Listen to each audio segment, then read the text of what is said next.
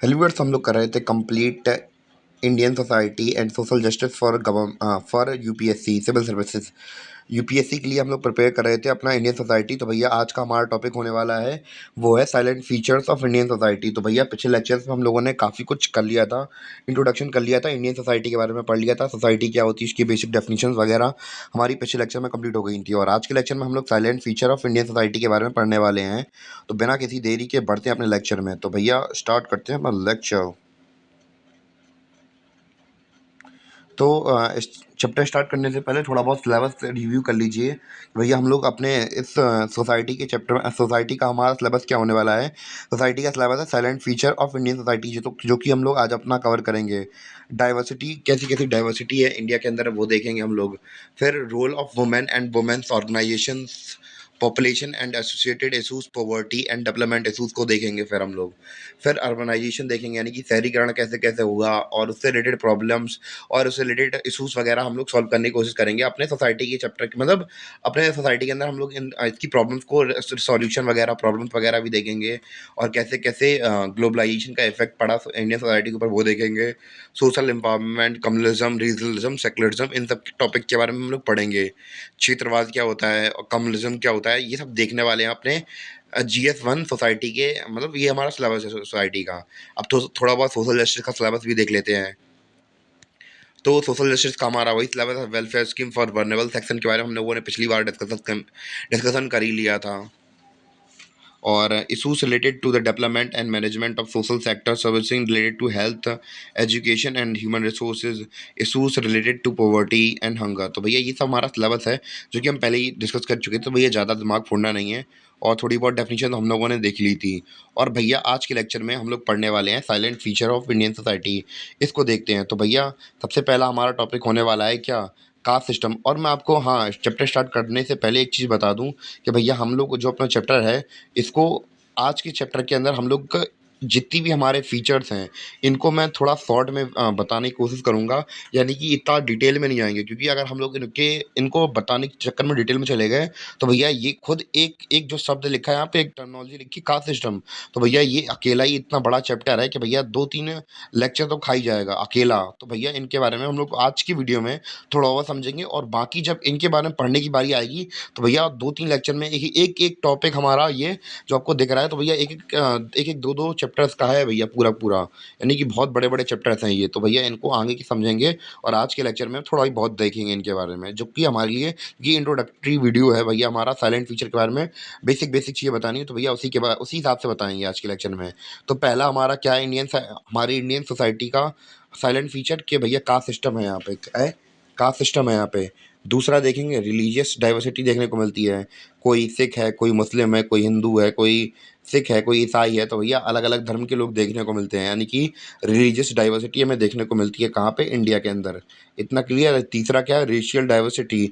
अब भैया जैसे कि हमें पता है कि साउथ इंडिया के अंदर यहाँ के नेटिव पीपल रहते हैं, और अगर हम लोग वैदिक थ्योरी, सॉरी, आर्यन थ्योरी माने, तो भैया आर्यन थ्योरी तो वही थी कि नॉर्थ इंडिया में जो पीपल रहते हैं वो थोड़े बहुत, उनका जो डीएनए भैया उनके यूरोपियंस के साथ थोड़ा बहुत मिल चुका है, और जो यहाँ के लोकल नेटिव से द्रविडियंस बोलते हैं, साउथ इंडिया में रहते हैं। तो भैया इनका रेशियल डाइवर्सिटी हमें देखने को मिलती है। और नॉर्थ ईस्ट इंडिया में भैया मोंगलोइड रेशियल ग्रुप्स रहते हैं, और अगर पहाड़ों पे चले जाएँ तो भैया वहाँ के लोग अलग हैं। यानी कि अगर हम लोग डाइवर्सिटी की बात करें तो भैया हमें यहाँ पे काफ़ी वैरायटी में डाइवर्सिटी देखने को मिलती है, मतलब अब भिन्नता बहुत ज़्यादा है हमारे यहाँ पे। एक तो रिलीजियस तौर पर, दूसरी रेशियल, यानी कि हम लोगों का जो शरीर का फिजिकल फीचर्स हैं वो थोड़े बहुत अलग देखने को मिलते हैं, अगर वो साउथ इंडिया के लोग हों चाहे फिर वो नॉर्थ इंडिया के लोग हों, ठीक है। और तीसरा फीचर क्या है, लिंग्विस्टिक डाइवर्सिटी। अगर हम उत्तर प्रदेश की बात करें तो भैया 50 कदम पे जाने के बाद भाषा बदल जाती है। ग्वालियर में कुछ भाषा बोली जाती है, कानपुर में और कुछ भाषा बोली जाती है। इवन कि मथुरा वगैरह साइड चले जाओ तो वहाँ पे अलग भाषा बोलते हैं। दिल्ली चले जाओ तो वहाँ पे अलग बोलते हैं। और अहमदाबाद साइड निकल जाओ तो वहाँ की तो भाई साहब समझ दिमाग में थोड़ी घुसती कम है। और साउथ में निकल जाओ तो बहुत ऊपर के पास चली जाती है। तो ऐसा अलग अलग जगह पे हमें इंडिया के अलग अलग सीन देखने को मिलता है। भैया अब मुझे नहीं आती तमिल, तो मैं उसमें क्या कर दूँ, या फिर दूसरी लैंग्वेज मुझे नहीं आती है, तो ये सीन चलता है, ठीक है। तो लिंग्विस्टिक डाइवर्सिटी यानी कि अलग अलग लोग अलग अलग भाषाएं बोलते हैं यहाँ पे। और हम लोग बात करें कि यहाँ पे आदमियों का शासन देखने को मिलता है हमें, पैट्रियार्की देखने को मिलती है। यानी कि बहुत सारी सोसाइटीज़ ऐसी भी होंगी जहाँ पे महिलाएँ राज करती हैं। फिर जो ओ ओवरऑल जो डिसीज़न मेकर होता है वो कौन है यहाँ पे इंडिया के अंदर? मेल्स डिसीज़न मेकिंग करते हैं, चाहे वो हर घर की बात कर लें, ज़्यादातर। ज़्यादातर कह रहा मैं, ठीक है? तो पैट्रियार्की देखने को मिलती है यहाँ पे। और हमें क्या देखने को मिलता है भैया, यहाँ पे हमें पता है कि भारत देश के अंदर भिन्न-भिन्न प्रकार की जनजातियाँ रहती हैं। तो भैया ट्राइब्स के बारे में देखेंगे और उनके कल्चर्स के बारे में देखेंगे। और भैया और क्या-क्या देखेंगे? और हम लोग देखेंगे क्या? मैरेजेस, फैमिलीज़, किनशिप, यहाँ पे रिश्तेदारियाँ अलग-अलग होती हैं। फैमिलीज़ अलग-अलग प्रकार की होती हैं, जॉइंट फैमिली, न्यूक्लियर फैमिली, अलग-अलग फैमिलीज़ देखने को मिलती हैं। अलग-अलग मैरेजेस होती हैं और मैरेजेस में भी हमें अलग-अलग टाइप्स देखने को मिलते हैं। अब भैया अलग इतनी भयंकर डाइवर्सिटी है, तो भैया मैरेज के टाइप्स भी तो अलग-अलग होंगे। तो आप एक तौर पे हम लोग ये समझ सकते हैं कि भैया मैरिज यानी कि शादी 2 लोगों का बीच का संबंध नहीं होता है, 2 परिवारों के बीच में संबंध जुड़ता है। तो भैया हमारे जब 2 समाजों के बीच में 2 परिवारों के बीच में संबंध बढ़ रहा है तो भैया इम्पोर्टेंट हो जाता है इंडियन सोसाइटी में इसको पढ़ना। ठीक है? टॉलरेंस पढ़ेंगे हम लोग। और 9 में क्या पढ़ेंगे? 9 में हमारा क्या है, रूरल और अर्बन डिवाइड। यानी कि रूरल क्या होता है कि गाँव वाले क्षेत्र को हम लोग रूरल बोलते हैं और अर्बन क्या होता है, शहरी क्षेत्र को हम लोग अर्बन बोलते हैं। तो भैया कैसे-कैसे ये दोनों एक दूसरे से अलग हैं, कैसे-कैसे इनके बीच में डिवीज़न है। और 10वां हम लोग देखेंगे क्लास वाइज़ डिफरेंस, कि कोई कितना अमीर है, तो उनकी क्लास थोड़ी अलग हो जाती है, कोई कितना गरीब है, तो उसकी क्लास अलग हो जाती है। सेकुलरिज़्म देखेंगे, इंडियन सेकुलरिज़्म, वेस्टर्न सेकुलरिज़्म, इनके बारे में देखेंगे। और 12वां क्या है, amalgamation of modern and traditional values, तो वो देखेंगे कि कैसे-कैसे पुराने विचारधारा और पुरानी वैल्यू सिस्टम और नई वैल्यू सिस्टम का संगम देखने को मिलता है। यानी कि जुड़ मतलब आज के समय पे ये देखने को मिलता है। एमलगेशन की स्पेलिंग बता दूँ, A AMALGANATION, amalgamation of modern and traditional values लिखा हुआ है यहाँ पे। 12वां हमारा साइलेंट फीचर है ये, ठीक है? तो ये हमारे साइलेंट फीचर हो गए। और मैं फिर से बता दूँ कि भैया हम लोग थोड़ा-थोड़ा शॉर्ट में ही इन सब के बारे में समझेंगे, क्योंकि अगर हम लोग इनके बारे में डिटेल से ब बताने के लिए बैठ गए तो भैया 5-10 घंटे की क्लास ऐसे ही निकल जाएगी हमारी।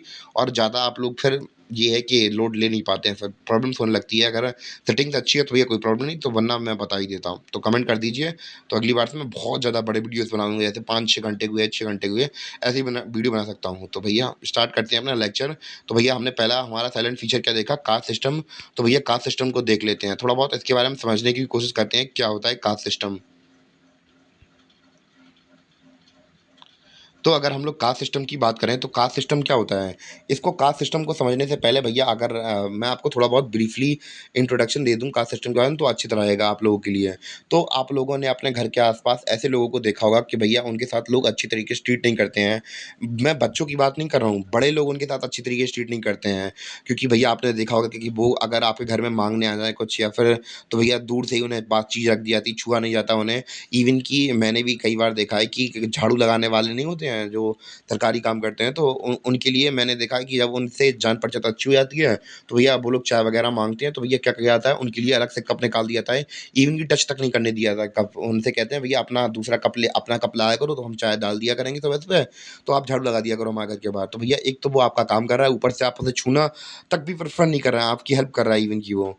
तो ऐसा हमें देखने को मिलता है। तो आप लोगों ने बहुत सारे ऐसे केसेस भी सुने होंगे कि अगले बंदे की बारात निकल रही थी, तो भैया वो तोड़-फोड़ कर दी गई उनके बीच में, कि क्योंकि भैया वो छोटी जाति से था, या फिर थोड़ी लोअर कास्ट से बिलॉन्ग करता था, इसलिए आपने उसे पीटा या मारा। तो भैया न्यूज़पेपर में काफ़ी बार वायलेंटली केसेस ऐसे हमें देखने को मिलते रहते हैं कि किसी दलित को ऐसे मारा गया। मैं पर्टिकुलरली किसी को बुरा नहीं कह रहा, पर हमें केसेस देखने को मिलते हैं। दिस इज़ एक्चुअली रियलिटी, कि उन्हें मारा गया, पीटा गया। तो भैया इसको लेकर हमारी गवर्नमेंट की ज़िम्मेदारी बनती है, इसलिए तो फिर उनकी वल्नरेबल सेक्शन में आ जाते हैं, तो उनकी सोसाइटी उनकी जिम्मे प्रोटेक्शन की ज़िम्मेदारी सरकार की बनती है ना, तो ये सब हमें देखने को मिलता है। तो ऐसे-ऐसे हमें कास्ट डिस्क्रिमिनेशन देखने को मिलता है। और इवन कि हम लोग बात करें कि कास्ट सिस्टम कोई नया कॉन्सेप्ट नहीं है, तो भैया ये हज़ारों सालों से चला हुआ आ रहा है। तो भैया लेटर वैदिक पीरियड से ही स्टार्ट हमें देखने को मिल जाता है, चाहे वो गुप्ता पीरियड हो, चाहे वो मौर्यन एम्पायर हो, या फिर हम लोग बात करें चाहे हर्षवर्धन का टाइम पीरियड हो, इवन कि फाहिन वगैरह भी आए थे, इन्होंने काफ़ी कुछ लिखा है कास्ट सिस्टम के बारे में, कि कैसे-कैसे उस समय पर जो दलित वगैरह होते थे, तो अगर उन्हें मतलब गाँव के बाहर रखा जाता था उन्हें। तो अगर वो गाँव के अंदर अगर उन्हें आना होता, तो भैया ड्रम वगैरह फट, फट, फट, फट करके बजाना पड़ता था, जिससे कि जितने भी लोग बाकी लोग बड़ी कास्ट के लोग हैं, वो उन्हें देखे ना या टच ना कर दें, तो वहाँ से चले जाएँ वो। तो ऐसा सीन हमें देखने को मिलता था कि उनके साथ कितना कितना बुरा होता था। तो भैया एक्चुअली हम कोई विदेशी कहानी बता रहे, इंडिया में यही होता था भैया। इवन कि लड़कियों के साथ तो दासी प्रथा के बारे में आपने सुना होगा कि भैया कैसे कि छोटी कास्ट की लड़कियों को मंदिर, अब छोड़ो हटाओ, ज़्यादा डिटेल में नहीं जा रहा वरना फिर बहुत से लोग बुरा मान जाते हैं।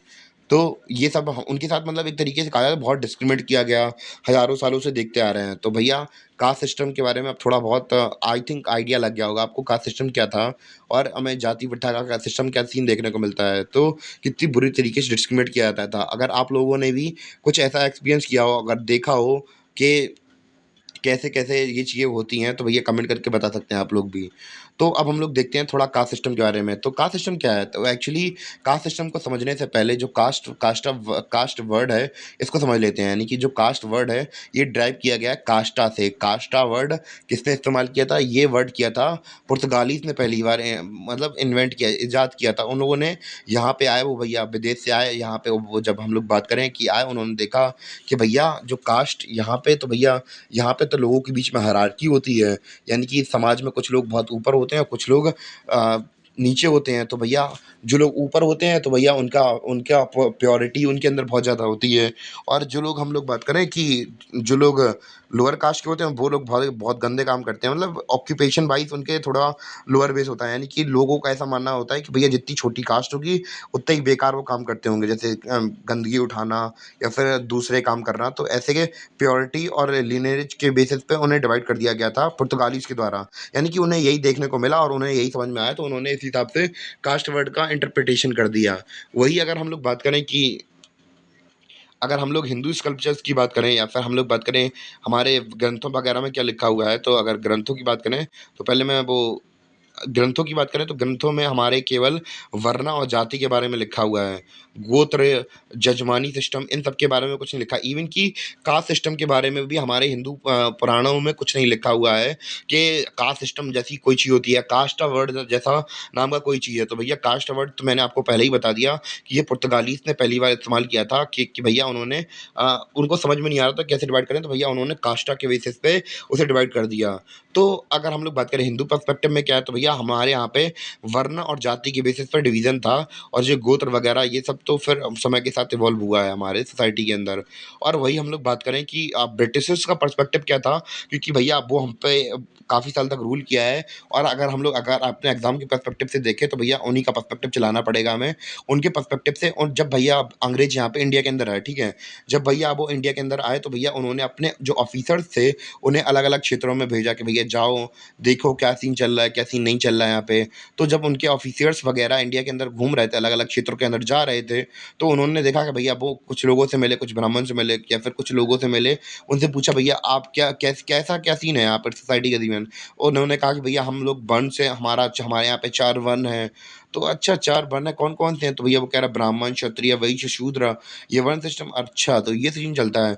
दूसरे अगले लोगों से मिले तो भैया वो कह रहा है भैया नहीं हम लोग जाति से बिलॉन्ग करते हैं, हमारी जाति ये है, हम लोग ऐसा काम करते हैं तो भैया हमारी जाति ये है, वो वैसा काम करता है उसकी जाति वो है। अरे हमने कहा यार बड़ी कन्फ्यूजन है। वो कह रहा है वर्ण सिस्टम बेस्ड है, हमारी इंडियन सोसाइटी, ये कह रहा है जाति बेस्ड पे है। कुछ के पास गए तो भैया वो कह रहा है गोत्र हमारा अलग है, हमारा ये गोत्र है, उनका वो गोत्र है। अरे भैया अंग्रेज कह रहा है भैया हमारा दिमाग चकरा रहा, ये क्या सीन चल रहा भैया, हमारा दिमाग सर दर्द होने लगा, ये तो जाने क्या-क्या बात कर रहे हैं आप लोग। तो भैया आखिरकार उन्होंने ये सीन निकाला। उन्होंने कहा कि भैया जो पुर्तगाली जो कास्ट के बारे में बात कर रहे थे, वो केवल कास्ट नहीं है, इसका पूरा प्रणाली बननी पड़ी है भैया, 4 पिलर पे खड़ा ही हुआ है। यानी कि ये पूरी सिस्टम चला हुआ है। तो भैया उन्होंने कास्ट सिस्टम को कैसे डिवाइड किया? उन्होंने कास्ट सिस्टम को वर्ण वर्ण, जाति, गोत्र, जजमानी सिस्टम, इस सब के बेस पे उन्होंने सोसाइटी को डिवाइड कर दिया।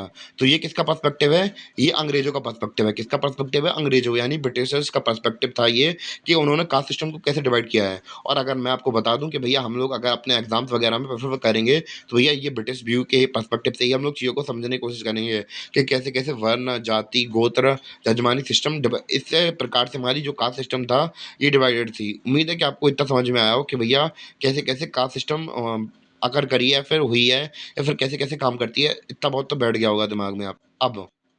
तो भैया कास्ट सिस्टम के बारे में थोड़ा बहुत इंट्रोडक्शन तो हो गया।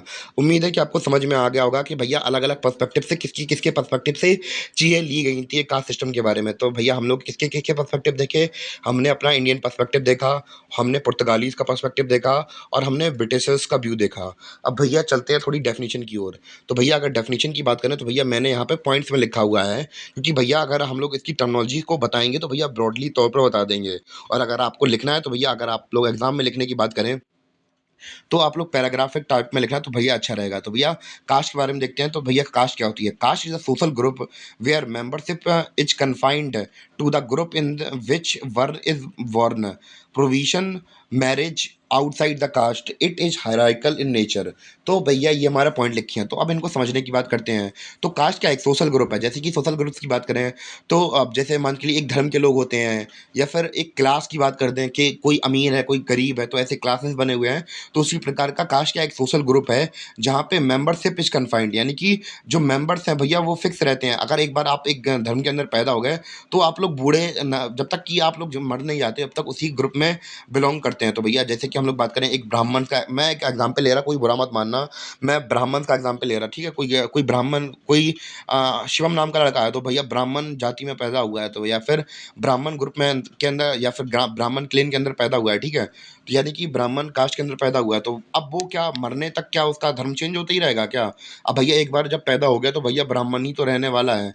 भले ही हम लोग औरतों की बात करें कि औरतें तो क्या होती है कि उनकी शादी वगैरह होती हैं तो उनका सरनेम चेंज हो जाता है। पर हम लोग बात करें आदमी जब एक बार पैदा होता है उस ग्रुप के अंदर तो भैया उसकी मेंबरशिप कैसी है? कंफाइंड है।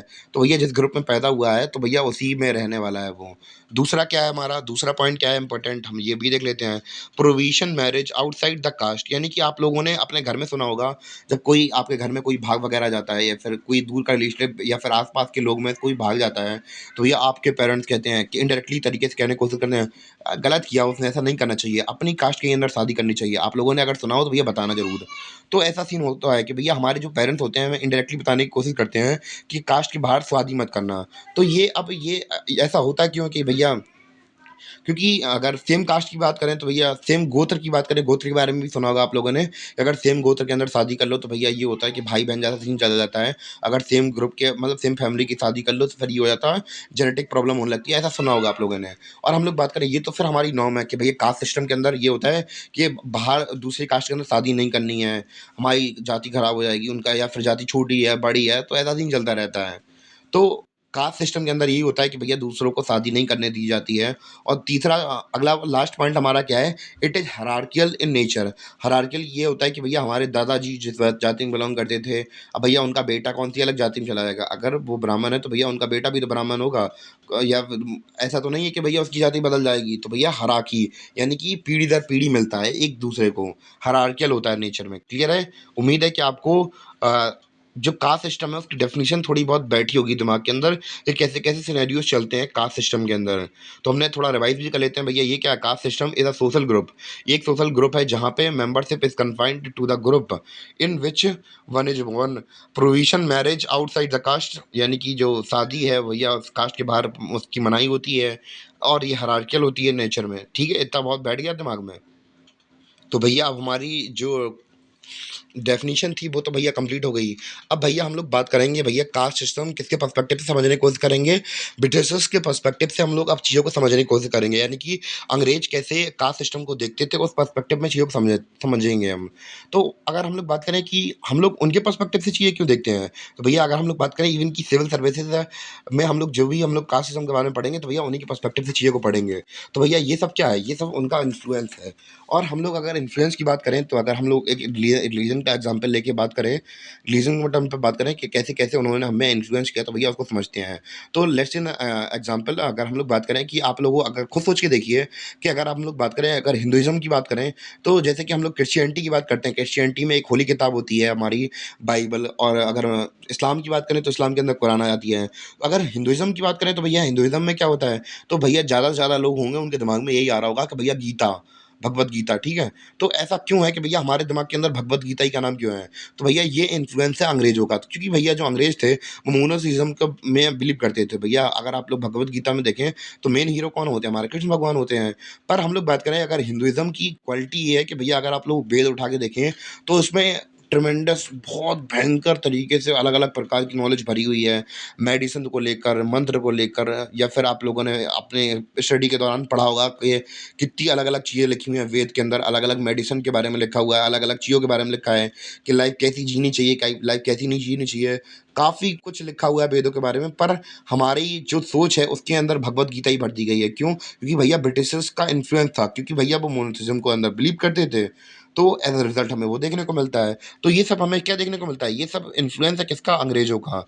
ब्रिटिशर्स का इन्फ्लुएंस हमें बहुत ज़्यादा देखने को मिलता है। तो भैया स्टार्ट करते हैं अंग्रेज़ों के पर्सपेक्टिव से अपनी कास्ट सिस्टम को समझने की प्रक्रिया देखते हैं। तो सबसे पहले बात करेंगे वर्ण के बारे में। तो भैया वर्ण क्या होता है आप लोगों को बहुत अच्छी तरीके से पता होगा।